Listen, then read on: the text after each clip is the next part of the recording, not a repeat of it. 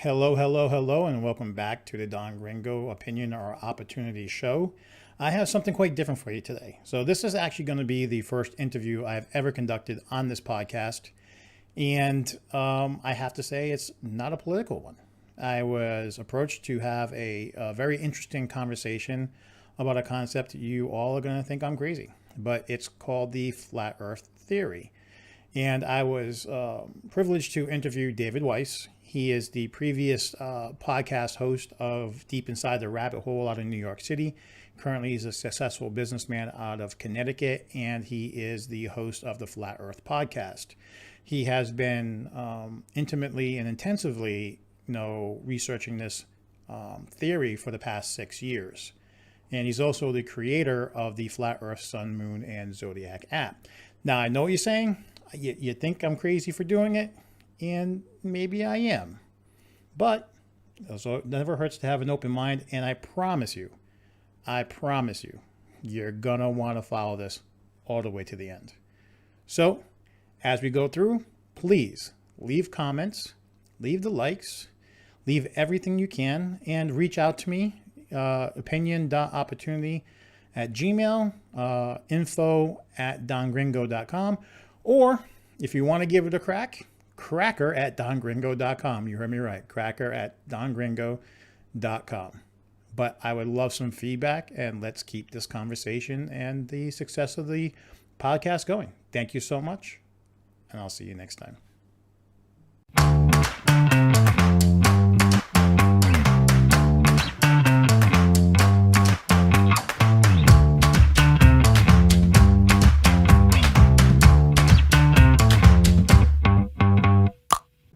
So, right. Dave, this is your chance to teach me something new and convince me that the world is flat. Don, that's a tall order, my friend. Thanks for having me on first. We are taught that the Earth is a ball from before we could speak. Sesame Street, the Teletubbies now.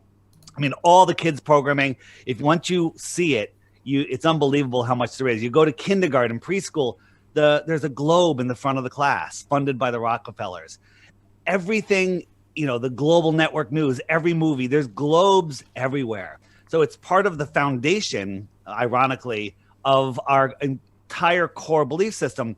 And by the time you're like a 10-year-old, it's so indoctrinated into you. And I've tested this. I've said to young kids, I say, hey, you want to hear something interesting that they won't tell you at school? I get all their attention. I go, the Earth is not a globe, it's flat, and they absolutely short circuit. They freak out and they start throwing every single thing that you're going to throw at me today, which is, well, of course, we've known it's flat for over 500 years. Don't be a moron. Boats go over the curve. How can the sun set? What about seasons? What about day and night? What about sticks and shadows with Eratosthenes? All of those questions, I had them too. Well, the first question I actually would pose, and I was thinking about this prior to the show ever happening, was how did the pagans have it right and we have it wrong? That's what I want to start with. I mean, you're talking about centuries and centuries and centuries ago. When we're talking about paganism, religion, and whatnot have you, everyone said the world was flat. And now all of a sudden, here we are today in a modern society where supposedly we have astronauts going into space, landing on the moon, and we're taking pictures, and everything's a circle. I know supposedly I know you're going to go there, but I'm just saying that even photographs from satellites show the world is round. So let's go with history of it. How about we start with history, because we're not talking to kids, we're talking to adults. So how did we get from A to B? So where did the history start going off course? So what we believe our history is all lies. And I've heard this always. And the more I looked into it, the more I've really brought it to reality. And it happened actually in around January this year, maybe December or January. My mother was she lives in an old age community, and she had injured herself and moved into the healthcare facility. She's 94. And I was down there visiting her, and she was taking a nap, and I asked the nurses, I go, is anyone here over 100 that has their marbles? And like, oh, Ruth right over here sitting in the dining room. She's 102. And I wanted to interview her about the World's Fairs, which I was investigating, because everything they tell us about the World's Fairs are a lie, and they don't tell us very much about them. You talking the World Fairs from like the 1920s and stuff like yeah, that? exactly. Where they were talking about future cars and future buildings, and everyone's going to be flying and stuff like that? Yeah. So that's a whole nother show. We could talk about that another time. But I was talking to her, and I said, hey, what did they teach you in school? Do you remember? She was so lucid, probably more lucid than I am. And I said, what did they teach you in school about the Earth when, in grade school? And she goes, they taught me the Earth was flat. She goes, but then they changed it, when I got into middle school or whatever, a couple of years later. And I go, what did you think about that? And she's like, I just thought they were, science was advancing. And when I told her the evidence that we have of flat Earth and how the globe is a lie, she literally started crying. I have a video on my channel. I'll link it to you later. It went viral. People mirrored it all over the place. And then people started interviewing other centenarians. And we had talked to, so she in Connecticut in the USA was taught that the Earth was flat in a public school in Connecticut in the 1920s. We talked to another woman who in the 1930s in Croatia, she was taught that the Earth was flat. Then we found archived articles on microfilm in the 1920s, in that area of all this stuff about flat Earth, about teachers trying to teach the heliocentric model and being persecuted for it. Okay. And so my question would be, though, on all that, doesn't science allow for evolution? Evolution, like the human species evolution? No, I'm talking like, for instance, we start off science gets better. Yeah, it gets better. So, for instance, like we started off with penicillin as an antibiotic, but now we're so far down the road that science will say, okay, penicillin ain't the best for everything, so maybe flat Earth was what we believed because we didn't have the new information. Don, I'm with you, but they changed it in the 1920s, 1930s, and the World Wars and the Depression, and they destroy all the museums. They're destroying our history, but there's still a ton of it that's still here that we can look at and like, these giant cathedrals were built in the 1800s when they had horse and buggies, and we could barely do it today with modern crane equipment. And so you look at these things and you start looking at the history, things don't line up. So my point of the whole story was, you're asking me how people hundreds of years ago got it right. I say anything before 1880 is off the table. We have no proof unless you know somebody that's still alive that was back then that can remember. It's all off the table. It's all lies. It's his story. It's the people that rule the world write the textbooks. Jumping really quick. One of the things that people throw out, we've known for 500 years, Aristophanes, the Greek mathematician, figured it out when sunlight shined down a well and he knew it was directly over him. 500 miles away, he had a friend who put a stick straight up and down, and the stick had a shadow. Okay. And so by doing some math, he figured out the circumference of the Earth within 2%. And this is what Carl Sagan taught us on Cosmos. I remember hearing that on Cosmos. I'm like, God, that makes so much sense. And how it could only work on a curved Earth, right? And so he did the math. But what he doesn't realize is we're told that the sun's so far away that all the rays come in parallel. And so his math would be right if that was true. But on the flat Earth model, the sun is very small and close. So if you on your desk put up two, pens, two markers, stand them upright, and put a light like a couple inches over one of them, there'll be no shadow on that one. But the one over here will have a shadow going like that. I can then do some math and tell you how spherical your table is when in fact it's flat. Okay. So we're talking about that and this concept, but the other question you gotta roll into this now is, okay, we're saying supposedly astronauts in space. That's a big thing to keep secret for so long, especially with today's technology, number one. And number two, everyone's been taught for the longest time that the Earth has a core, right? That the core is what keeps the world spinning. And beautiful. Right? So I'm sitting here trying to, okay, so we look at it from one aspect. Now we're looking at it from another. So, okay, hold on. You're jumping. I have answers for all of those. You got to take them one at a time. Yeah, I'm just one at a time. So wait, let me finish the Aristophanes thing. Here's the funny thing about Aristophanes. He's the most famous mathematician. He figured out the size of the Earth. Other mathematicians that came out of that area in the generations and centuries following that wrote books never once mentioned Aristophanes. That's weird. So we started looking in archives for any books that mention Aristophanes. The oldest book that we could find that mentions the Aristophanes sticks and shadows was in the 1980s, and it was in a Rockefeller textbook. Okay, so it was inserted into our school system as proof of the globe. There's no proof it ever happened, and nobody has ever reproduced that experiment.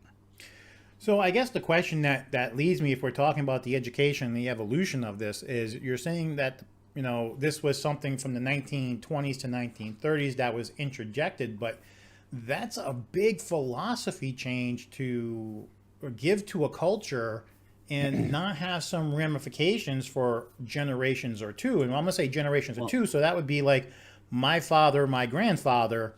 That would have affected to the point where my grandfather looked at my father and said, "You're wrong. I was taught it was flat, and these people are lying to you." And then my father would look at me and go, "I don't know what's right, but you know that's what they're teaching today." Think about this, though. You know, in the early 1900s, we're just coming out of what I call a great reset. And there's very little technology. The printing presses are barely working. So it doesn't matter if we had 100 of us screaming the earth is flat, we're only going to reach the edge of our town. That's it, right? It's not going to go anywhere. But then science, guys in bow ties and stuff come out and say, hey, we've done this. I'm wearing a lab coat. I know, but really I'm just a failed comedian. Okay. and people believe it. Indoctrination. That's what they do. They put it into the schools. Schools don't teach us to think. They teach us to memorize and regurgitate, right? And so if school tells you the earth is a ball, and we're going to get into the ball in just 1 second, and then you say it's flat, you go to the principal's office, you get expelled, you get penalized, okay? And know what they say now? You said earlier, doesn't science always evolve? Well, Neil deGrasse Tyson and Bill Nye, I call them, say the science is complete. The science is done. We know the earth is a ball, and they won't even engage in the conversation. That's got to tell you something right there. Well, I'm not sure if it tells me something other than the fact that that's their firm line in the sand because they made their name on it type situation. Yeah. And I think a lot of people have moved on from the earth to the stars. Yeah. I mean, that's more important we're going to get there. Explore. Yeah. Right. Don, we're going to get there. But a minute ago, you talked about the earth, what keeps the earth spinning, the molten core. So the deepest hole ever dug on a globe or flat earth, doesn't matter. The deepest hole ever dug is called the Great Borehole in Russia. It was a multi-country effort, and they got down just short of 8 miles when they hit an impenetrable barrier. They tried drilling, blowing bombs to it. They couldn't do anything. They tried for years, and they couldn't get any farther than this barrier. They don't know what it is, right? And that's not in the news. It's not in our textbooks, but you can find the information still online about it. So that is, if you want to do a model of that, that's an apple. And they got halfway through the skin of the apple, okay? And while they were digging that hole, they were using ground penetrating radar and all sorts of technology, sonar, sonar's underwater, to see what they were going to be digging into. And guess what? They were wrong every step of the way. Every step of the way, they were wrong on what they were digging into next. So they only got halfway through the skin of the apple, but somehow they know what a cross-section of the earth looks like down to the center. It's all pseudoscience. It's all just, hey, I've got a lab coat, I've got a bow tie, and this is what the earth looks like, and that's what keeps it spinning. It's all pseudoscience. It's all religion.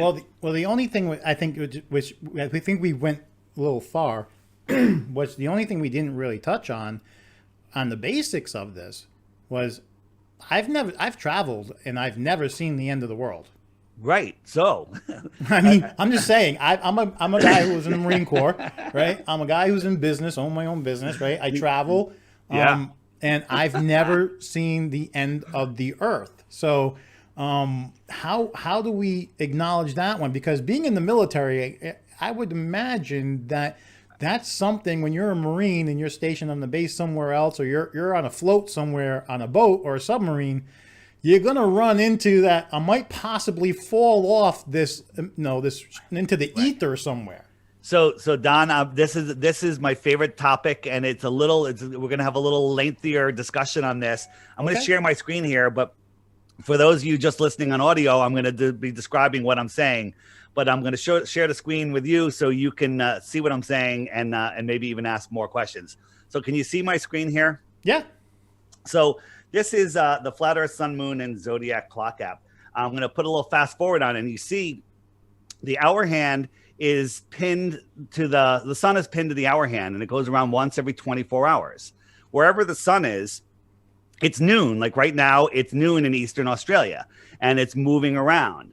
And the moon, which you can barely see, the moon is right next to the sun because we're going into a new moon, so you really won't see the sun. If I speed it up, you'll see after a couple laps, the moon will appear on the other side. And then the phases will change. The moon marks the months. The sun marks the hours of the day. And the sun will lap the moon every 28 and a half days or whatever it is. And that's how the sky works. It's a perfect clock. So I'm going to slow it down again. So now you see the moon emerging. I'm going to slow it down. It's going to reset.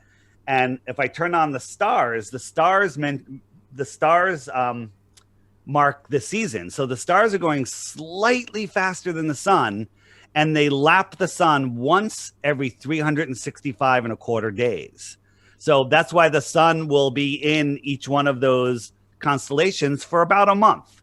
We're going into Pisces, I think, is next or whatever. So it'll outrun. So basically, ancient astronomers and and philosophers actually had it right. Absolutely. But my question is then, what is the world, what is the Earth sitting on, number one? And then is the moon and the sun flat? So we have to stay on one topic at a time. Okay. I love your questions. Listen, I was you. And the people who throw out questions and you never get any of the answers because I want to answer them thoroughly. And you asked me, what about the edge? So now you have an idea of what the Earth looks like. Now you see the two yellow lines. The outer yellow line is the Tropic of Capricorn. I'm going to jump the sun out. So now we're in December and it's over the Tropic of Capricorn. And then 6 months later, I'm going to jump it back 6 months. It's over the Tropic of Cancer. And so when it's over the Tropic of Cancer, that's the inner northern lands, and it's our summer because the sun is closer to us. Okay. And when it's out in the Tropic of Capricorn, it's farther away from the north, right? The north is in the center, and it's the southern summer. If I turn on a compass, so we're going to answer two questions here. One is, why don't you fall off the edge and you've gone around the world?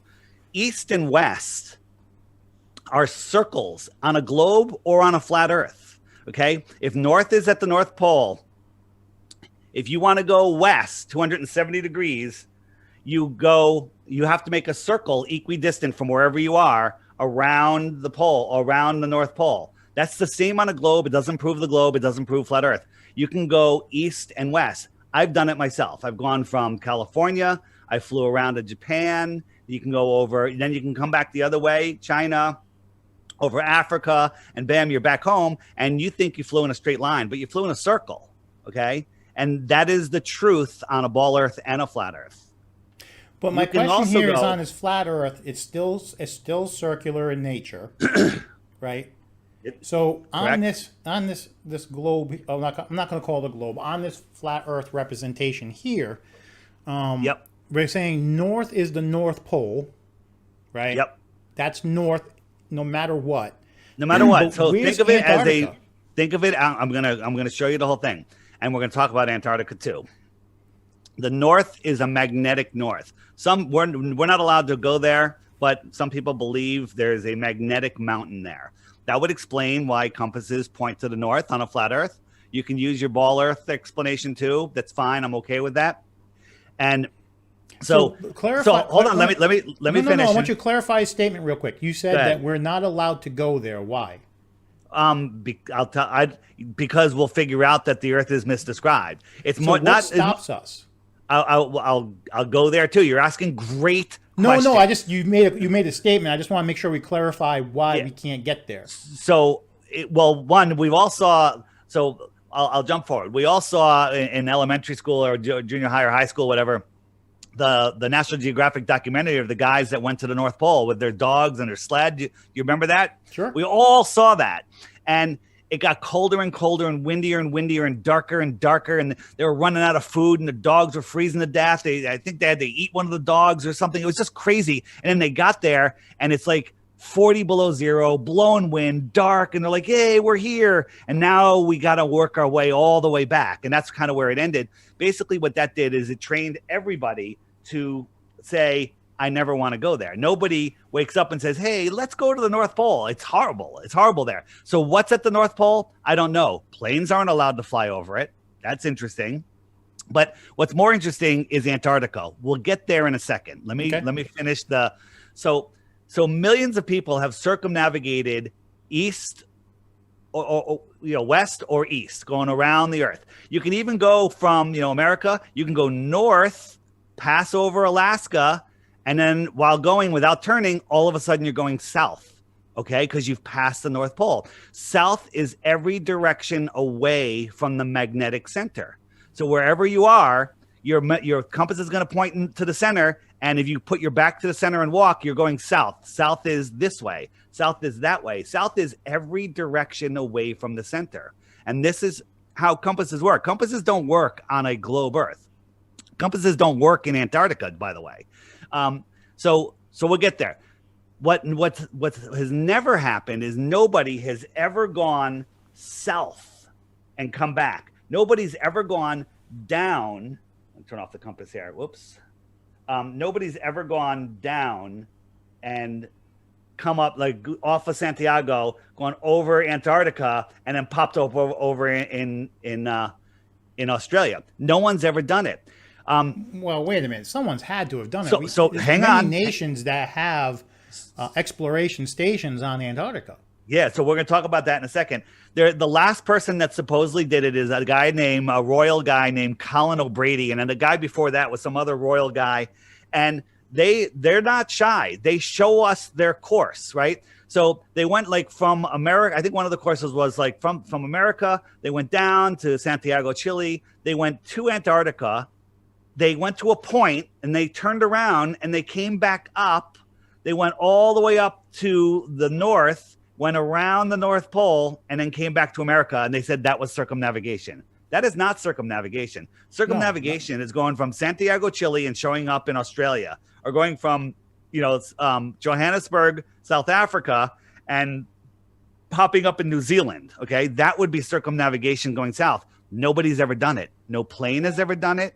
Nobody has ever done it. So you're telling me like a lot of these people who sail around the world or fly around the world have actually never actually flown around. They just flown in a big circle. They absolutely. And that, by the way, that works on a ball Earth too.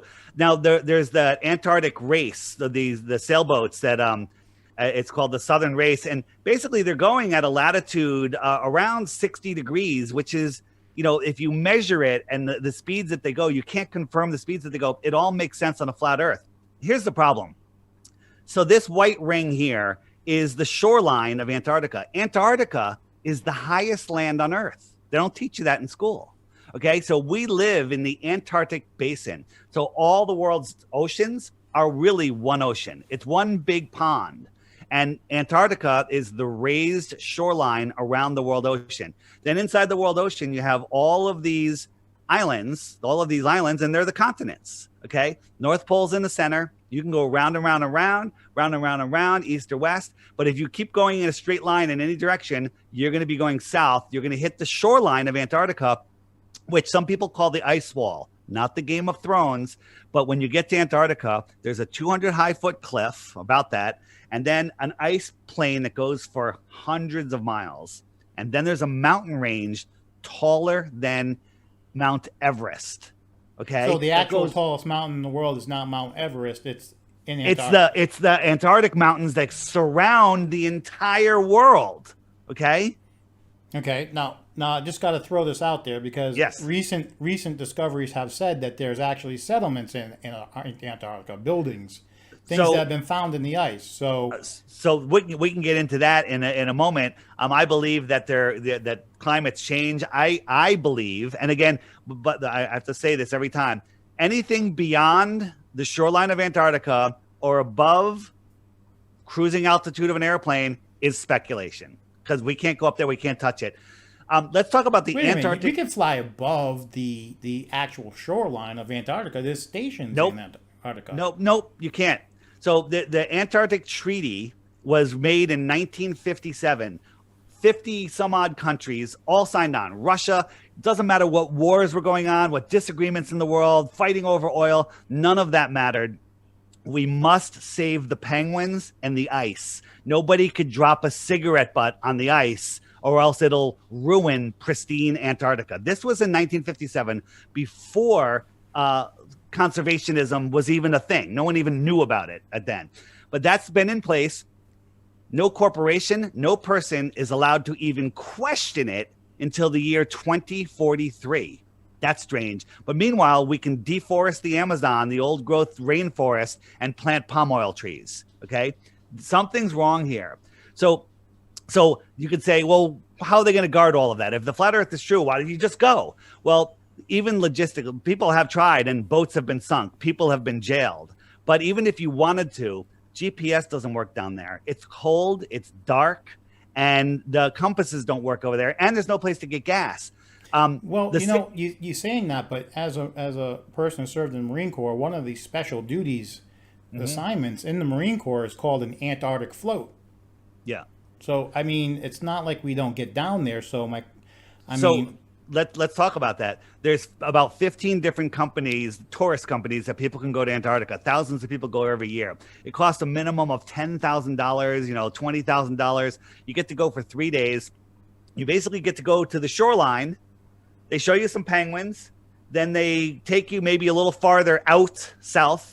They show you a pole in the ground. They tell you it's the South Pole, but it's really just a pole in the ground. You have no way to verify it because everything's white and can't really identify anything. And you have no GPS. Right, shifting landscape because of the snow and the wind. Yeah, and that's it. So the Antarctica is the answer to what's going on. And there's been whistleblowers that have come out of it, that have worked in Antarctica, that talk about something called sky ice, where it's this deep blue ice that doesn't melt, it just shrinks. And it's so cold that they can't take it anywhere to test it because it melts. There's no way to keep it cold enough before it just shrinks up and disappears. And it's literally sky blue in color. So on the flat earth model, many people believe, including myself, there's some sort of dome separating us from what they call space. I think it's more like water, and that it's frozen. But it could be an energetic thing. It could be made of something completely different. I don't know the answer to that. But you're hinting at that human society worldwide is possibly just some experiment from some other society. Well, yes and no. I don't believe that, all of these countries like Russia and the United States, they're buddies. There's no Cold War. It's all nonsense to divide us and separate us and take our power away. It's all to build the military industrial complex. It's all to keep us believing that we live on a ball. And I'll answer that question because there's so many questions I want to answer before that. But why the lie is going to be the big one, and we're gonna do that closer to the end. So Antarctica has got this treaty. We have videos. We have a documentary we did. It's 35 minutes long. Anyone that watches that will never ever say, "Well, why don't you just go? How are they going to stop you?" Because this shows you. I mean, if you want to explore Antarctica, it costs you hundreds of thousands of dollars in application fees. Then they deny you and you don't get your refund. Okay. That's the easy part. That's the easy part. And it gets more complicated from there. It's unreal what they've done. And Antarctica, again, everyone's like, "Oh, I don't really want to go there," because it's miserable and cold. And there's so many secrets in Antarctica. So with the digital age today, and I'm not saying for the purpose of proving this right or wrong, but I would think that in the information age today, that it's kind of hard to keep that lie for so long. And wouldn't the first person to bring it to light be, more powerful in that aspect of the truth, more believable if they can actually say, hey, listen, this has been going on, here's the proof, and we're the first country to embrace it since, say, 1920. Gaddafi, I believe Gaddafi was trying to do that. Didn't work out so well for him. Yeah, didn't work out so well for him. He discovered pristine, what we call primary water below the desert. You ever hear of the Great Man-Made River? No. Didn't, right? So Muammar Gaddafi, when looking for oil, hit what's called primary water. It's the water that I believe supports the earth below us. And it's a pristine, perfectly ancient water. And he started building an aquifer system through the deserts. They literally pipes so big you could drive trucks through them. And he built it. It took him 40 years. And he was anyone that wanted to open up a farm, he gave them land, water, tractor, seeds, cattle, everything they need. And organic farms were popping up all over Africa. Gaddafi was going to feed all of Africa. Okay. This doesn't work into the New World Order plan. And so you know what they did? When he finished it, the U.S. and other forces went over and blew it up with depleted uranium bombs. Okay. It's the saddest story ever. And then if you look at the people people like, well, he was a murderous guy. He would rape women. These are all stories. Okay. It's really hard to find his UN speech and to get a proper translation of it. But he predicted everything that's happening now. He said, they're going to do this. They're going to have a virus. They're going to take over the world. They're going to lock you down. And that's when they shut him up. Okay. He didn't play in the petrodollar. He sold oil he wanted to sell it for gold dinar. And he gave all the profits from his oil to the people in his country. He had the wealthiest company. Those people loved him. When he would go down the street, he could walk down the street. He would drive and stand up out of his window, out of his sunroof, and people would praise him. And we were told, oh, they're praising him because he'll chop their head off if they don't. Okay. But doesn't that raise the, well, I want to say raises two speculations. So I want to sit there and say that, first off, that if the world is doing this in order to keep a world order, this is going to turn into a worldwide revolt at some point, because it has to once the truth comes out, right? Do you see what's going on in the world right now? I mean, do you see how they're locking us down? Many of us believe it has to do with the Flat Earth Awakening. There's millions and millions of us across the plane that are waking up to this. And here's the funny thing, Don. I don't know how conspiratorial you are, and I hate that word, but I used to do a podcast called Deep Inside the Rabbit Hole, where we examine things like the thing that happened in New York. I don't want to say it, depending on where this is running, and censorship, thing that happened in Connecticut and Boston. And all of a sudden, Flat Earth, came into the play, and I really didn't want to even look into it. But when I woke people up to other conspiracies, they still went to work. They still were like, and they forget about it. But when you wake someone up to Flat Earth, all of a sudden they can see. All of a sudden they realize they don't have to give their authority away to the ruling elite. They have no power over us. So the reason that they want to keep us believing in what we believe that we're on a spinning ball, lost in space, spinning, out of control, is because we're disoriented. We don't know who we are. We don't know what our true power is.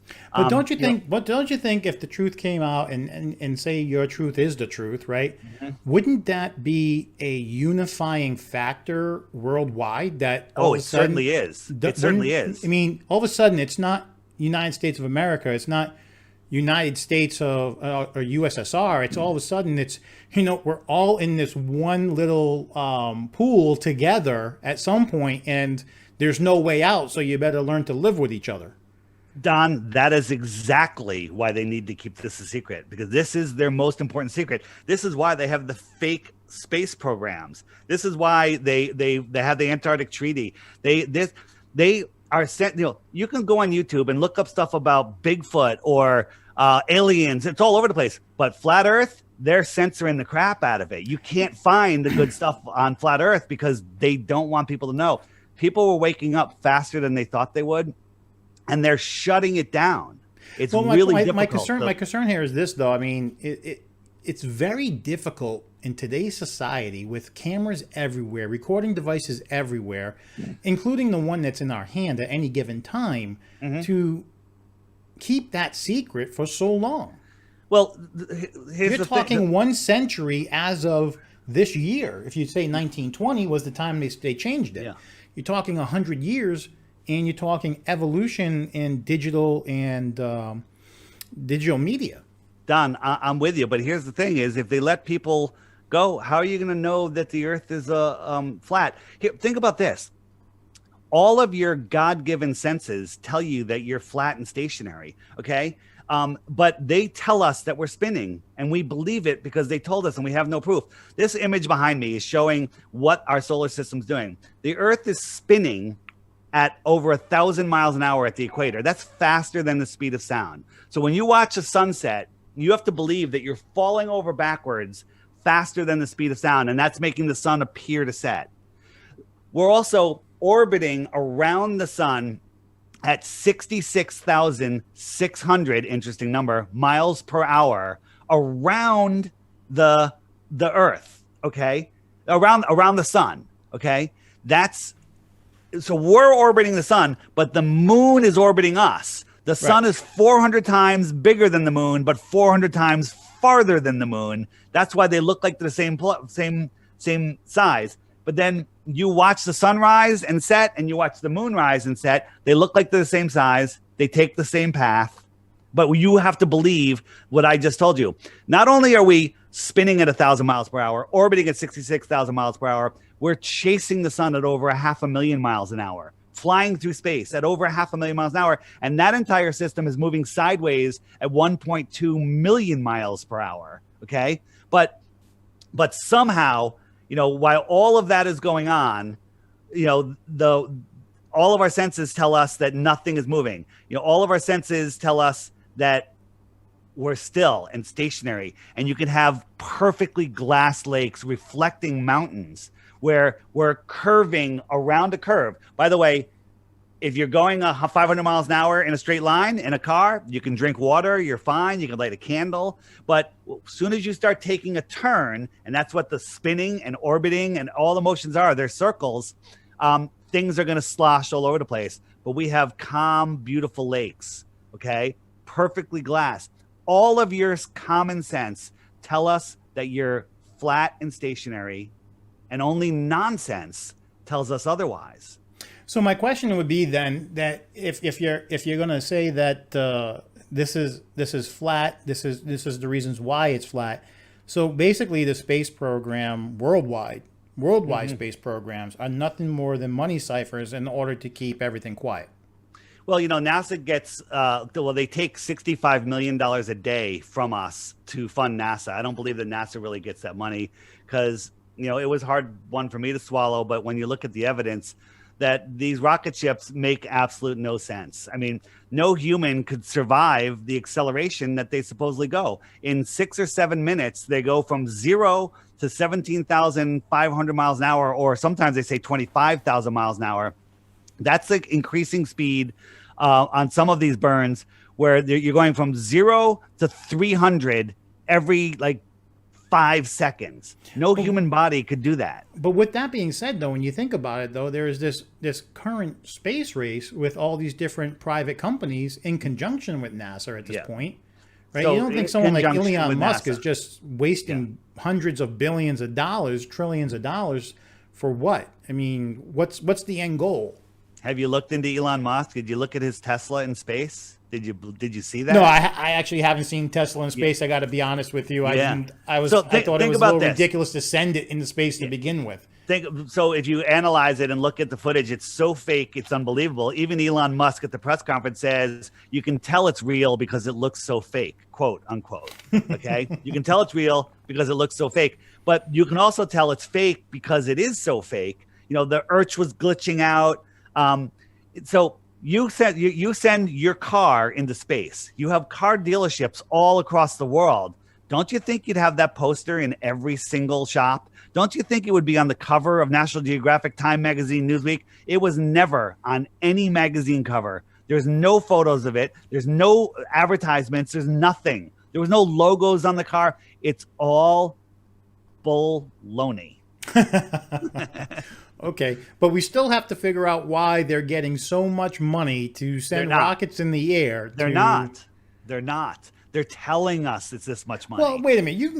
Listen, I lived in Florida for a while. You can go over to Cape Canaveral and you can see a rocket lift off. I mean, that's real. I mean, those rockets. So check. You never can get within 10 miles of them, but yeah, you can see them. They're big enough. But if you watch them, they go up and they go out over the Bermuda Triangle, and then within 1 minute, you're looking at a CGI on the television, and they just crash into the ocean. There's a place, I forget the name of it. There's a place out in the ocean where it's a NASA it's known as the NASA junkyard, where all these rocket bodies are at the bottom of the ocean. Okay, and no one's allowed. It's a Puget Island or something like that. I forget the name of it, but somebody just did a video on it the other day. Once you look at this, if you look at the space station, and I've seen the space station, I've tracked it. Oh, there it is. It went across my sky in 2 minutes. And I was like, wow, that's amazing. But we have thousands of videos of them faking what's going on the inside, where they're hanging from wires and their wires get caught up, or their CGI overlays when they're floating things in space. Sometimes they disappear and then they reappear in a different position, or somebody's hand goes through somebody's face. Okay.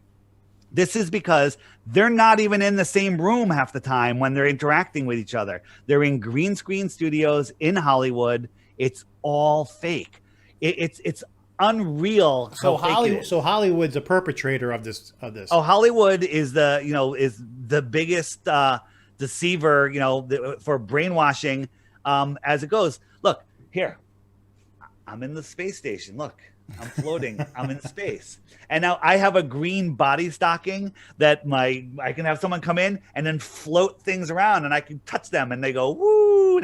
And we do it. And my budget was $14. Okay. Okay. And look, I'm floating, and people I did this. Some people even believe this. It's ridiculous. Right. And look at them in space. They're always like this. They have big belts on. We've caught them hanging from harnesses. Whenever they're flipping something around, it's not a real thing. It's virtual reality. They have contact lenses in it that show them where it is. And a couple times they've missed the pass off, and the guy still had it in his hand, and the other guy took it and put it away, and he had nothing in his hand. So here's the thing. You catch them doing it once. They're lying. And then you unwind the whole thing and it all comes apart. But we've caught them thousands of times. And the app that I showed you, that's my app. And I created it because of the YouTube censorship.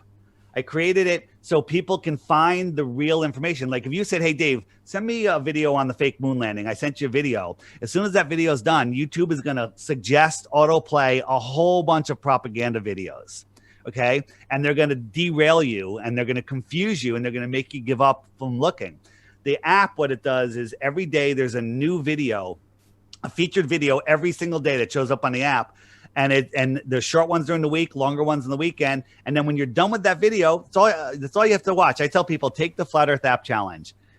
Watch one video a day for 2 weeks, and you'll know the Earth isn't a globe. But some people will watch it, and then it'll suggest other videos. The app will suggest, not the YouTube algorithms. But what happens is people email me, go, hey, I saw you on the Don Gringo show. I thought you were an idiot, but I spent the $2.99 for your app because I wanted to take your challenge. And I didn't want to wait for every day for another video. So I hit the archive button, which has all of the videos for the last 2 years. And I haven't slept in 2 days. I hate you. The Earth is flat. Now what do? My family thinks I'm an idiot. Okay. and I say, welcome to reality. What I tell people is, when you take the challenge, don't talk to anybody about it. Don't tell your friends what you're doing, because you're going to get so excited once you see it. You're going to start saying stuff, and you're not going to be able to have all the answers, and they're going to embarrass you. Well, the thing here I still get at is, why the lie for so long? What's the benefit of the lie other than the usual money and power, right? Yeah. Other than the usual money and power, which in itself could be enough. I'm not. Yeah. It's not just money and power. So on the app, there's the little question mark. You see you got the buttons there. The question mark brings you up to the top 21 questions. Like, as you asked, where's the edge? Or what about gravity? And there's all these videos, but why the lie? I didn't get into gravity. That's a good question. Yeah, we'll get into that. But why the lie? So if I click why the lie, up comes a video about why the lie. And if I hit the little down arrow, these are all unbelievable videos about why they would lie. So I'm going to tell you why they would lie. They would lie because if you don't know who you are, where you are, what you are, if you don't know that you're a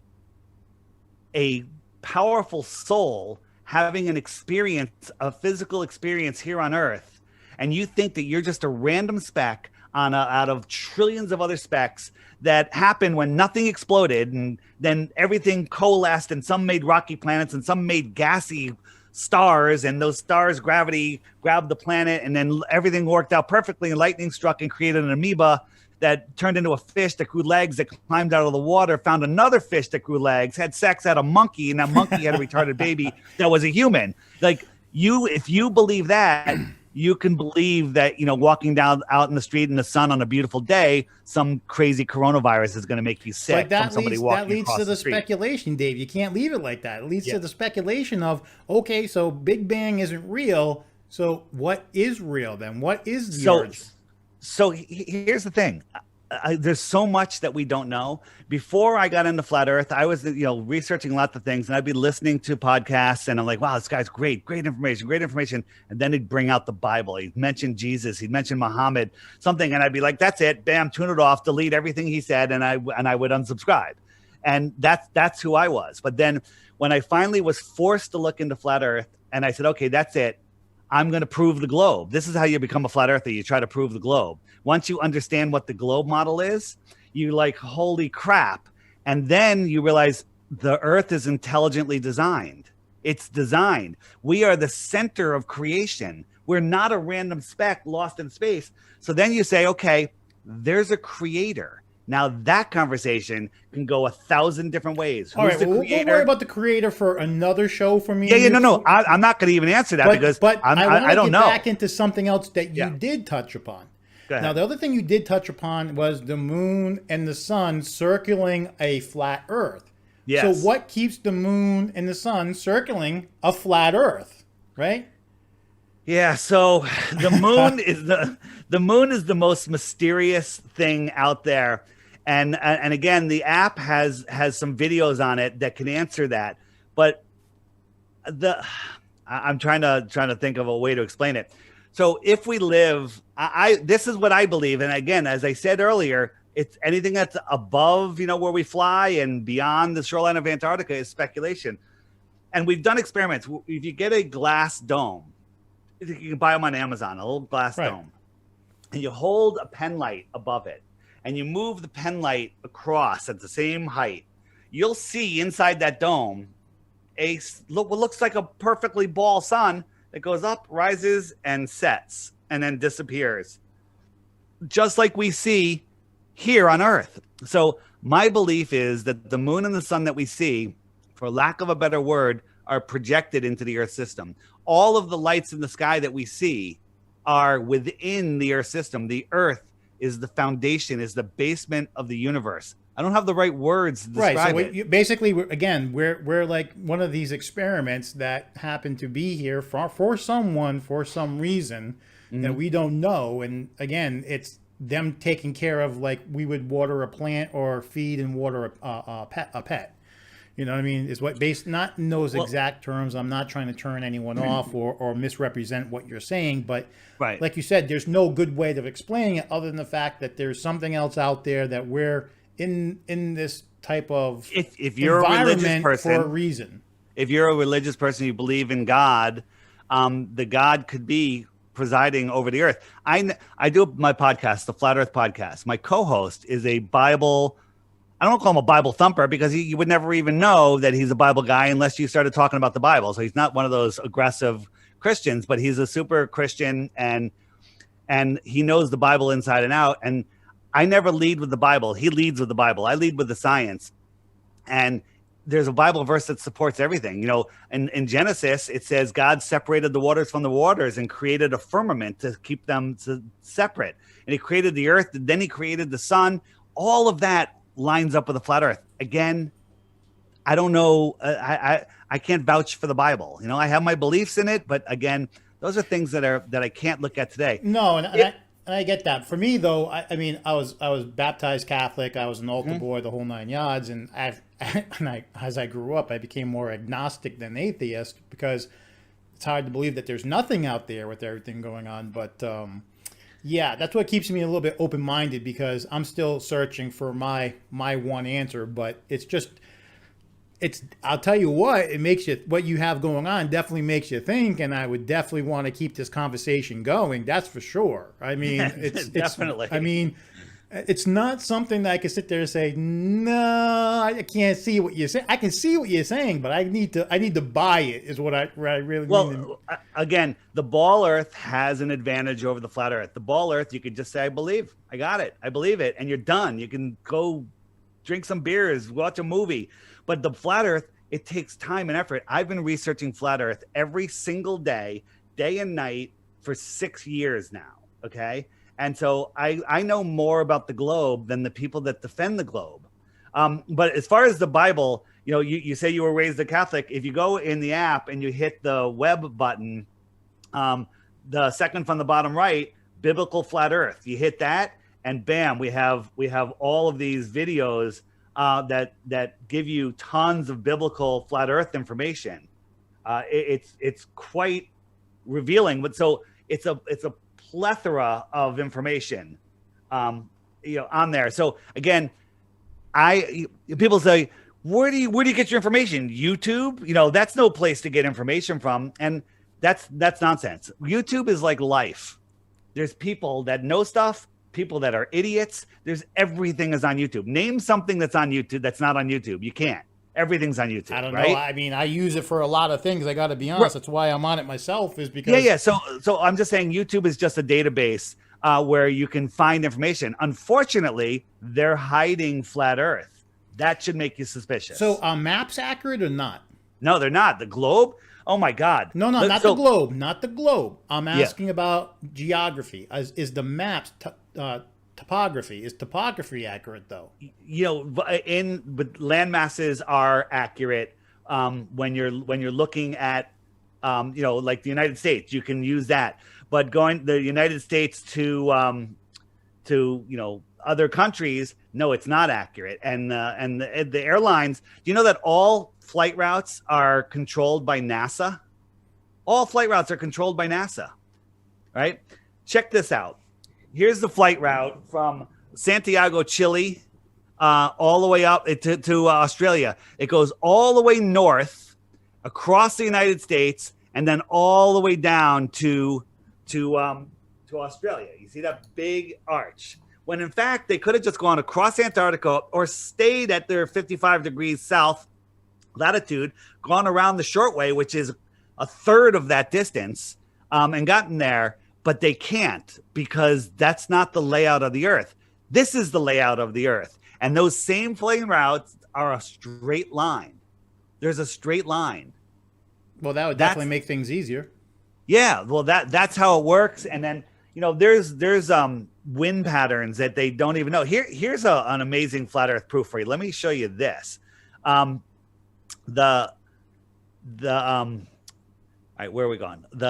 I have to go back to the app for a second. So above us, the Earth is the ball Earth is spinning at 1,000 miles per hour at the equator. Okay, so if you go into the app, there's the top button will bring you to the current winds, and if I set it for 40,000 feet, these are the winds at 40,000 feet. These white and pink areas are winds that are 200 to 300 miles per hour. That's at 40,000 feet. But think about this. They're spinning on the ball eastward, okay? That means that they're outrunning the spin of the Earth, right? You have to believe that if the Earth is spinning, all of the air is being held on by gravity. The higher up air would have to spin faster just to keep up with the Earth, the ground, because it's making a bigger circle. But it's outrunning the spin of the Earth. That right there proves to you that something else is going on. Something else entirely is going on. Now, what about water currents? So water currents and jet streams are another huge deception. I'm thinking if I have the graphic handy. Oh yeah. So here, you know how they always show us the jet stream? It's the one on the right where the jet stream goes up to like Greenland and it goes down, it goes up and it goes down. And it's like, why does a ball make it do that? But they gave us some willy-nilly excuse. You plot those things on a flat earth, they make perfect circles. Okay. So what is more likely, that their crazy cockamamie jet stream just by chance converts to a perfect circle on the flat earth map that they use for navigation? Airplanes, ships have been using it for hundreds of years. Or that the circle is the fake one and it creates that crazy up and down. It makes no sense. It's just so hard to believe that people would buy it for so long. I mean, we're talking a century. I'm with you. And guess what? I'm a lot of people not an overnight term, but pretty much a 10-year period where people have adopted the theory. Don, think about it. People don't even know that they don't know. They don't know what to look. People don't know that what the model is. Here, and by the way, I'm going to ask you questions that I had no idea the answer when. So don't think I'm picking on you, because I had no idea when people ask me, how far away is the sun? I don't know. Right, of course, but millions of miles away. Right. So they keep changing it. It was 3 million. It was 7 million. It was 13 million. It's 93 million for the last, I don't know, since NASA started. Okay, 93 million miles away. Okay, that's far. Okay, that's unbelievably far. And that's why the sun rays come in straight, because it's so far away. But if you go up on a cloudy day and when the sun is moving over clouds, you look at the sun rays, they splay out like the sun is right above the clouds. I mean, it makes no sense. But think about this: in the heliocentric model, the Earth is one of those big yoga balls, and the sun is one of those big yoga balls, and the Earth is a BB. Right? That's the scale that we're told. All right. So you if the sun was just a mile over your head, it would fill the entire sky horizon to horizon, right? It would be gigantic. Right. You wouldn't be able to see anything else but the sun. Then you move it 93 million miles away, and it becomes the size of a dime held at arm's length. You with me? I'm with you. Okay. If I doubled that distance, it's got to keep getting smaller, because it just went from the entire sky to the size of a dime. If I doubled the distance, could you see it? Before you answer that, I'm going to say, let's just make it easier. If I 8 times the distance, do you think you could see it? No. Of course not. The angular size would be way too small, and your eyes just couldn't perceive it. Well, that distance, 8 times the distance, is a light hour. Okay. They tell us that the closest star that we see is 4.5 light years away. Okay. Not a light hour. Right. Not a light day, a week, 4.5 years. Okay. You have to, and we can see it with our naked eye. That doesn't make any sense. Then you start implying things like the inverse square law of light. It's impossible, because every time you half the distance to something, the light has to be 4 times brighter. If you double the distance, if you half the distance. Don't they teach you that a lot of the suns that you see in the stars, it's going to be that are stars, make up stars, are obviously so far away that what you're seeing isn't actually real today. But it doesn't matter. You can't see that far. Your eyes can't see. Right. Again, I'm slowly, Don, you're having what I had. I'm telling you. I do not, at the end of the show, don't say to me, I think you're right. Say to me, holy crap, I've got some researching to do. No, I'm going to tell you right now that I'm not going to say you're right, but I'm definitely not going to say you're wrong, because the one thing that I always look for, no matter what I'm talking about, is there facts to back it up? I mean, is there some truth? I mean, and don't get me wrong, I mean, like you pointed out, there's a lot of things that we're taught that are somebody else's truth, but just because you perceive it to be real doesn't mean that it's actually real, because now you got to back it up with some type of facts. And if they're facts where you go, well, this is what I mean because this is what I think, well, then that's not facts. I mean, let's face it. So I get what you're saying, and I definitely will look into it. I mean, I'll probably be one of the first ones after doing this, download the app and take a look. I mean... Yeah, and again, the app will give you the access to the information that you need. I quit my job to do this full time, and luckily for me, the app is making it so I can do that. So that $2.99 is well spent. You're buying me almost a half a beer. I appreciate that. Well, next time I make it home to New England, I'll tell you what, I'll buy you a real beer. That's not a problem. Yeah. You know what I mean? I appreciate but that. why don't we do this? Why don't we pick up next week where we ended off here? And this is a lot to digest. This is about an hour. This is a lot to digest. And what we'll do is let's plug the app one more time. I'll make sure we put it in the description below, but plug the app one more time. So it's the Flat Earth Sun, Moon, and Zodiac Clock app on Google Play and Apple iPhone. But if you just search Flat Earth Clock or even Flat Earth, it's the top hit. There's a knockoff, which is really horrible, done by some globe trolls on the Google Play Store. But mine is by Blue Water Bay, if you want to know. Mine's $2.99. There's no ads or anything. It's a one-time fee.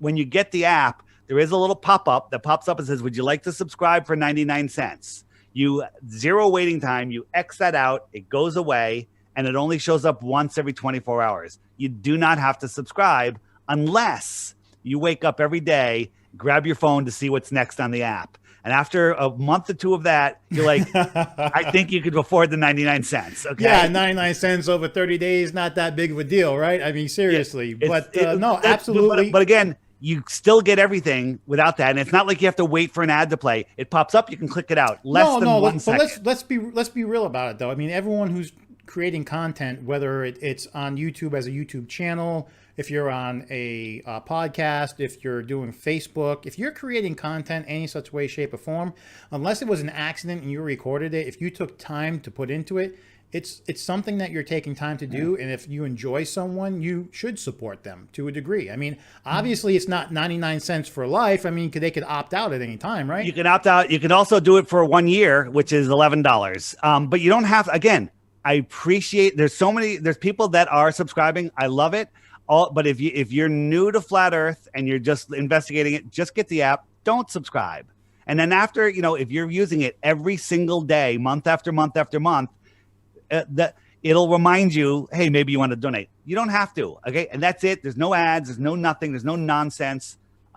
It's super informative. It also has. I told you it's got the video archive. It also gives you access to dark sky. So if you click the weather at the top, it brings you to the dark sky. I believe you have to pay $3 a month to have dark sky on your phone. Well, you get it free with the app. Really? Okay. Yeah.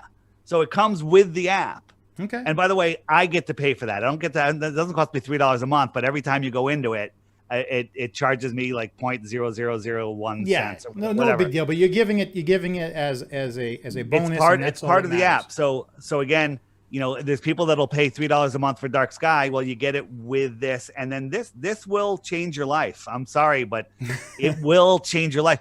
Listen, nobody wakes up and says, I want to be a flat earther, because it comes with a lot of ridicule. At least 5 years it did. 5 years ago it did. Now it's much more palatable. It's like, look at you. You and I are having a productive conversation, because that didn't happen 5 years ago.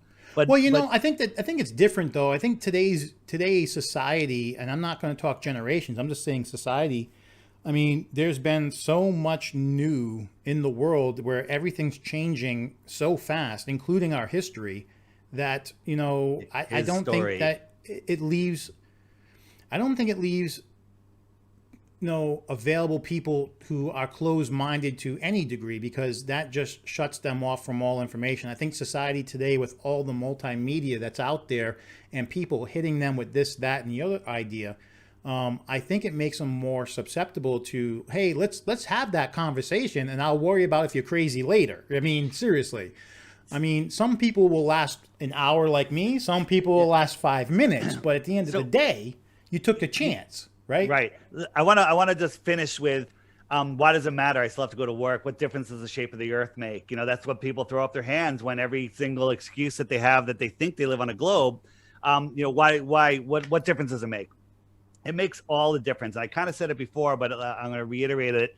If you think you're on a spinning speck lost in space, you have lost touch with reality. But if you have your feet solidly planted on the firm ground that we're on, you take back your power. You are the center of creation. Who created us? Yeah, but we still have to operate in this society. And if you stop putting people on that path to whatever truth that they find, right? Then you're opening up a can of worms, because they're going to look at life differently, right? I mean, they have to. No, but it's okay, because here's the thing. These energy sucking monsters that are running this world are literally spiritually taking our energy away. But when you realize they can't take it away unless you give it, that makes all the difference in the world. What difference does it make? I'm one person. I can't make a difference. That's the psyop. Your thoughts create your reality. Well, no, in a flat earth theory, one person makes a big deal, because unfortunately the world's not round. And by what you're saying, the world's not round. We're not made up of these different societies. We're actually stuck in this one situation together. I mean, it would actually be more unifying, very uniting than a diverse platform. And they don't want that. It's divide and separate. They divide us by countries. They divide us by races. They divide us by sports teams. They divide, and to keep us separate. They do. Yeah, but I think that's more people trying to fulfill a need to be different, right? I mean, let's look at it this way. People have a need to categorize themselves. And what I mean by that is simply this. I'm married to a first generation immigrant green card holder from Mexico, right? We have kids tomorrow, and then all of a sudden they're Mexican American. They've never been born in Mexico, but they're Mexican American. I don't get that.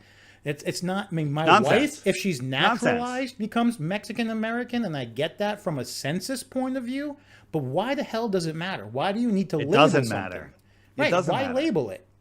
So in a flat earth theory, we're actually all one society stuck in this big pond together. Right, and for those of you that believe in aliens, that's a whole other show. So I'll leave it with this. Extraterrestrial. Terra is territory, extra land. There's extra land out there. There's uncharted parts of our oceans that we don't know about. And there's also, I believe, other lands beyond the shoreline of Antarctica. If you're going by your flat earth theory and you're proving that Antarctica is the wall that keeps us all in place, has it really not all been explored? No, it could go on it could be an endless plane. There could be other suns out there. No, you're saying eventually you have to hit the wall. Well, what if I don't know if the dome terminates. Maybe the dome terminates 150,000 miles away, and out there are other puddles with other suns and other domes. I don't know. Again, there's so many theories out there. We can get into the next show. No, listen, we're going to definitely do one more show, because you have me with questions. Yes. Okay, because we really didn't get into like what's the makeup, because you touched on it with the drilling and 8 miles down, but no, I mean there's other questions I had. Think about Eminem's movie 8 Mile. What's that about? right, yeah. As far as you went there, brother, we only going down so far. I get it. Yeah. So we're gonna continue with this, but then what we'll do is we'll create a show that leapfrogs into not another topic, but another segment that leads into another topic, because I think we need to get a few more questions out of the way. I will write some down. I will try to really make this work. All right, Don. And then we can have some fun with it, as well as educate people. I have a lot of questions, so if your listeners are I don't know if you communicate with your listeners, but compile their questions too. Hit me with your hardest questions. Well, as I told you before, I'm pretty new. I'll be honest. As far as YouTube goes, and only on YouTube, I roughly fluctuate above and below 100 subscribers. I have probably about 400 or 500 downloads there. On other platforms, I'm bigger. So that's fine. It doesn't matter. You will have a couple people that will be highly offended by this conversation, that will throw the questions at you. By the way, when you have the app, you can just go to the question, it'll be in there on the FAQs, and you'll be able to answer it without me. Well, the funny thing here is I don't really care about people getting offended. I'm very open-minded about a lot of things, and when people want to take pop shots at me, I laugh, because there's 2 emails for me. There's the one where you want to be nice, and if you're in business, you email me at info@dongringo.com. But if you want to take pop shots at me and you want to say good things, my email is cracker@dongringo.com. So if people want to turn around and insult me, I'm already doing it. There's nothing Nice. you could say worse. I'm calling myself a cracker. I'm calling myself Don Gringo, and I'm married to a Mexican. So what more do you want? Nice. Right? So I can take it. So if they want to dish it, I can take it. And being a Very Marine, I good. can take it. So All right, we'll Don. end it here, Dave. I'll stick around for a couple minutes, but I will end it here. I'll get some more information from you to make sure everything is in the description below. And Okay. I highly encourage anyone who's lasted this long, and I will make sure I reiterate it in the intro, that please make comments if you agree, disagree, so we can actually have an open dialogue and a conversation on it. Right. And I guarantee everybody that if you get the app and you hit the question mark, you'll be there for a couple days, and you will come out the other side, on the other side of the fence, on the other side of the flat earth fence. All right, Dave, stick around. Thanks, everybody. All right.